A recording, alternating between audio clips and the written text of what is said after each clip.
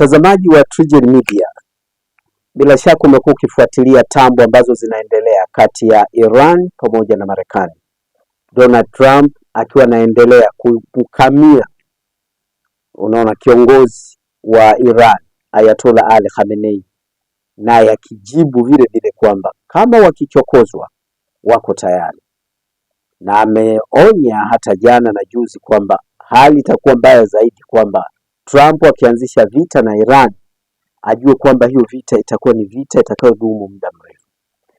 Kwa hiyo hapa TriGen Media nikaona hebu tuangalie kwanza msuli ukoje, historia inasema nini kati ya Iran pamoja na Marekani, ubora wao katika mapambano.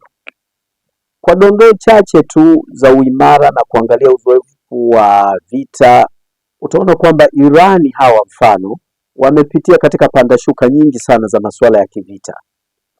Walianza mfano mwaka 1900 huko 79 tu, baada ya kuwa ni Jamhuri ya Kiislamu kuanza kuongozwa sasa na maayatola.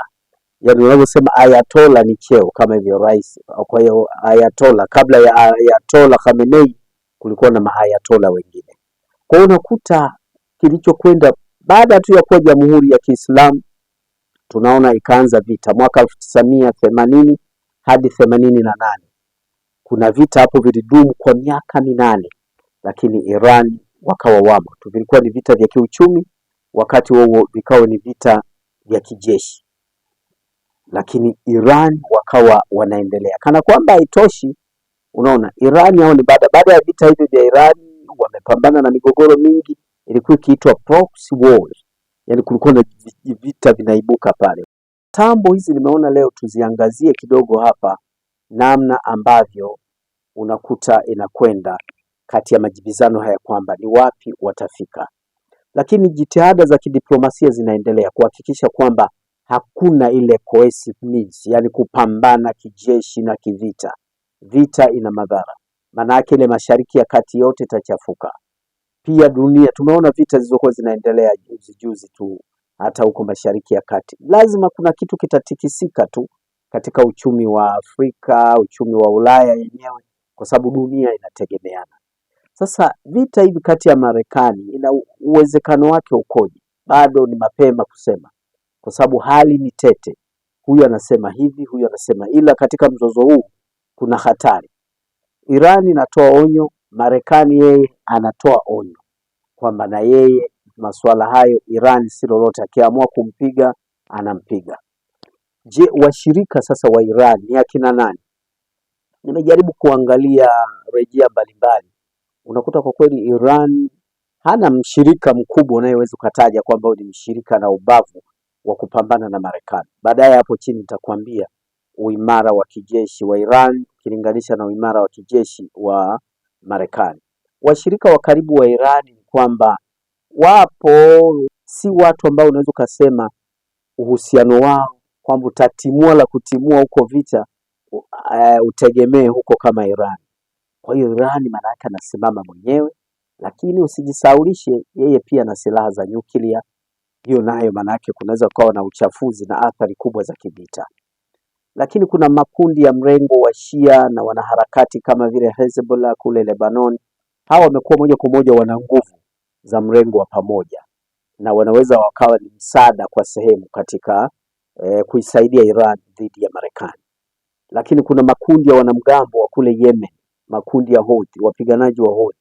Wale wamekuwa mara kadhaa na wao kambi kubwa wamekuwa wakikaa kule Iran, yani kuhifadhiwa ama kuonekana ni mshirika wa karibu. Kwa hiyo tuko hapa tuangalie, baada ya kuona makundi hayo, tuone sasa ule ulinganifu kidogo wa kijeshi, uimara wa kijeshi kati ya Marekani na Iran. Bado unakuta Marekani wana uimara. Marekani wana mpaka majeshi ya akiba. Iran nao wana vikosi vya majeshi ya akiba, lakini huwezi kulinganisha na Marekani ambaye ana uwezo wa kupigana mara moja na nchi 3 au na nchi 2. Huku vita vinaendelea ni kupangana, wana vikosi vya majini, wana vikosi vya anga, na pia wako vizuri sana katika tuseme hivi vita vya anga. Unapozungumza vita vya anga, Marekani wako vizuri kwa sababu ukijumlisha mfano ukaangalia kijeshi kwa ulimwenguni kote, jeshi la Marekani ni kubwa, ambapo ukubwa wake kijeshi wanajeshi wapatao milioni 1.3, na wakati huo hao ni wanajeshi wa kudumu, lakini kuna takriban wanajeshi, mtazamaji wangu, 800,000 linaitwa jeshi la akiba. Hao ndio Marekani, lakini wana ndege za kisasa za kivita ambazo zipo katika nchi chache sana, mfano F-35, lakini kuna F-22. Kwa hiyo duniani kote tunaona miundombinu hiyo ya kivita, wao wako vizuri. Tuje kwenye bajeti hizi za bajeti za jeshi, unakuta kwamba Marekani inatumia fedha nyingi sana katika bajeti la jeshi. Bajeti yake ni kubwa kwa sababu kuna makumi ya zaidi yani ya wanajeshi ambao wanapata mafunzo kwa wakati. Unajua fedha, nguvu ya fedha pia, lakini usiibeze Irani pia, hata kama hatuishindanishi na Marekani. Irani wao jeshi lao ni kwamba ni kubwa sawa kikanda, katika ule ukanda wa nchi za kule mashariki unakuta uko Ghuba, na wao si haba kwa sababu wana vikosi vya karibu vikosi vya wanajeshi 600,000 wapiganaji hao, unaona, na idadi kubwa ya silaha kama vile makombora na drone na ndege ambazo zisizo na rubani kule wamekuwa. Kwa hiyo jeshi la Irani pia linaweza kupambana, lakini haliwezi kupigana kwa vita vya muda mrefu, yani kawa wiki, mwezi, twende tu, mwaka, twende tu. Tuliona wakati Irani inapigana na Iraq, nayo ni moja ya vita ilivyokuwa kubwa katika historia, ukiangalia miaka ya 80 huko 90 huko, lakini Irani bado ilivuka huko. Ilipomaliza vita hivyo ikawa na majeraha mengi.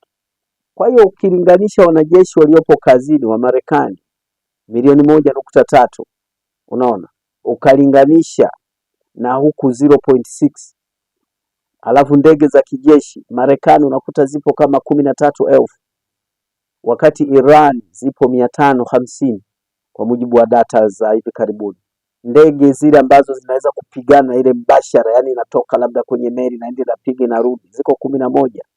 Huku Iran unakuta bado inaonyesha hazipo. Bajeti huku Marekani ni kubwa, huku Iran ni ndogo.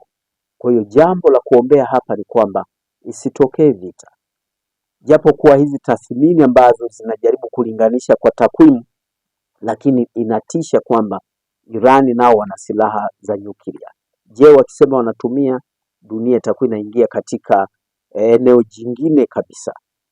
Kwa hiyo hapa TriGen huwa tunaangazia mambo mbalimbali. Naitwa Leonard Mubali, nimeona nikupe hizo dondoo uweze kujua. Unaposikia tutambo hivi na hivi, Marekani sawa, kijeshi ni mbabe wa dunia, lakini sasa hivi ujue pia unapopigana analeta athari.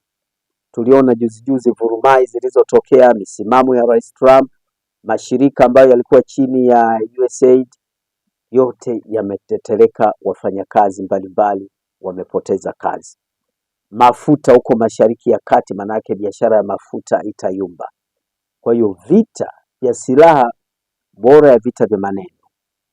Tunaomba kila la heri kwamba jitihada za kidiplomasia zinazoendelea kwa sasa zizime, maana Trump yeye huwa anakaa mkono huko kwenye kitufe akibonyeza. Ayatollah Ali Khamenei, hata rais mwenyewe Pezeshkian alizungumza hivyo, rais wa Iran akasema yuko tayari, tukichokozwa tutapigana.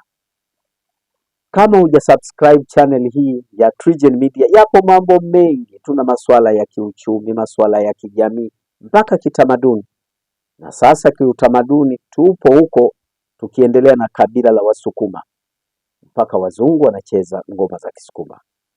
Asante sana, uwe na wakati mwema, kwa heri.